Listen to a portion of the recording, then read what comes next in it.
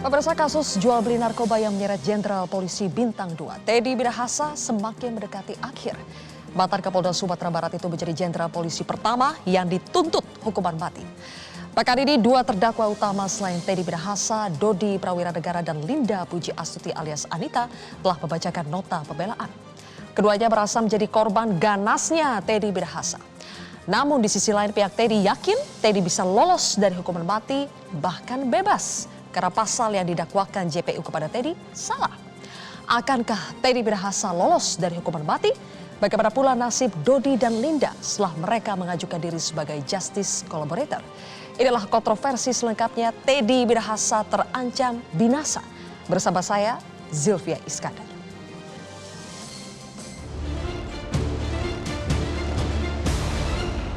Menjatuhkan pidana terhadap terdakwa Linda Pujiastuti alias Anita dengan pidana penjara selama 18 tahun.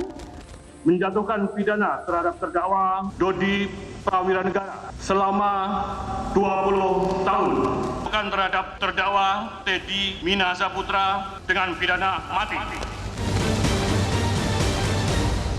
Tidak pernah terpikirkan dalam pikiran ini bahwa dengan segala loyalitas, totalitas, dan pengorbanan saya terhadap penugasan ini berujung pada sesuatu yang teramat sangat berat. Saya takut. Beliau terus menyudutkan saya, seolah-olah saya adalah seorang bandar narkoba yang besar, sehingga perlu dilakukan skema, skenario penjebakan seorang jenderal yang besar dan aktif. Padahal sudah jelas dalam pesan singkat tersebut, beliaulah yang menyuruh saya.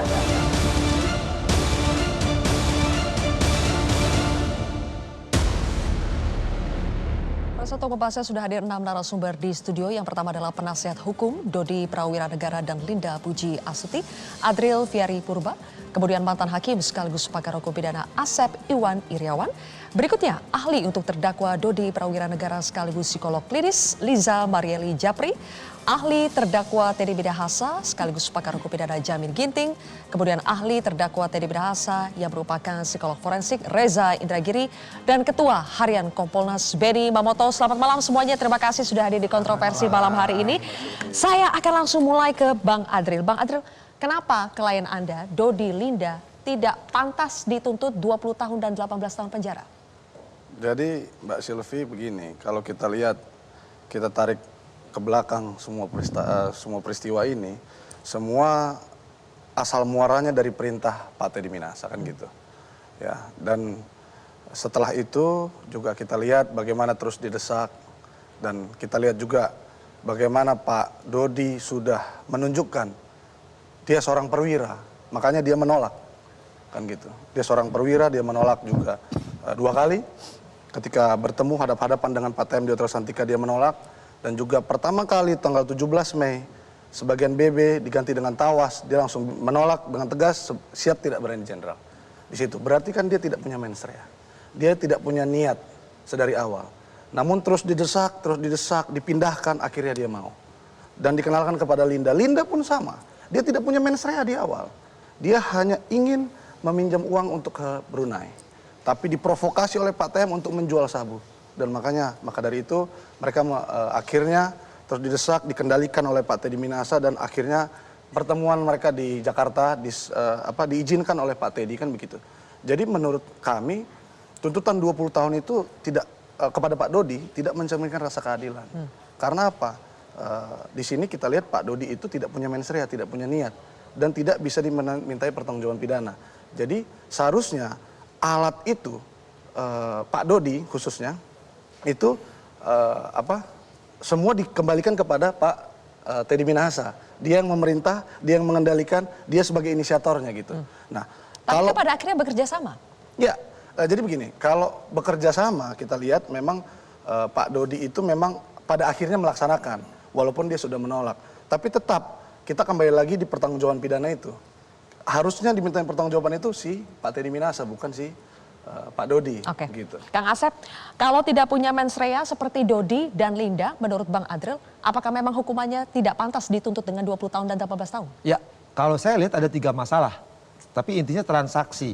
Transaksi penyisihan yang 5 kilo dari 41, kemudian transaksi yang gagal di Cina Selatan, yang ketiga ada transaksi jual beli dengan Taiwan itu. Artinya ini ada jaringan yang selama ini sudah berjalan, cuman yang baru terungkap yang 5 kilo penyisian itu gitu kan.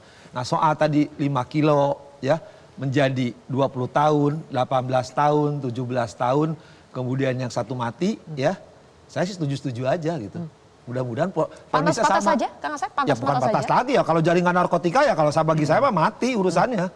Mau kata itu tidak punya mens rea, tidak berani menolak karena perintah. Ya sekarang mau saya udah patah kan semuanya ada transaksi. Ya, transaksinya kan mengedarkan, menjual.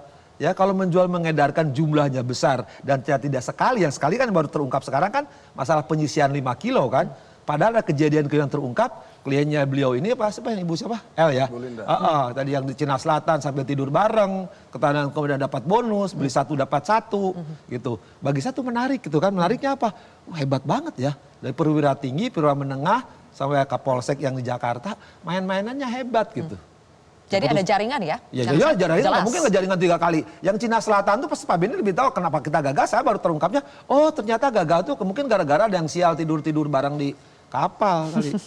Kalau ada jaringan seperti itu, Bang Adril, ya pantas saja lah kalau dituntut 20 tahun sama 18 tahun. Ya tetap, tapi kami tidak sepakat dengan tuntutan jaksa karena itu tidak meresmikan rasa keadilan. Begini Mbak Silvi, kalau memang dibilang jaringan, buktinya Pak Dodi tidak pernah dipidana, tidak pernah melakukan hal itu, dan dia tidak mengenal Linda sebelumnya. Mereka, Dodi dan Linda kan perkenalan diatur oleh Pak Teddy Minasa, dia share kontaknya via WA. Dan ketika ketangkap di Polda Metro Jaya, itu mereka baru kenal. Mereka tidak kenal sebelumnya. Jadi tidak mungkin Dodi dan Linda itu ada urusan jaringan sebelumnya. Ya, itu mengenai hubungan Dodi dan Linda.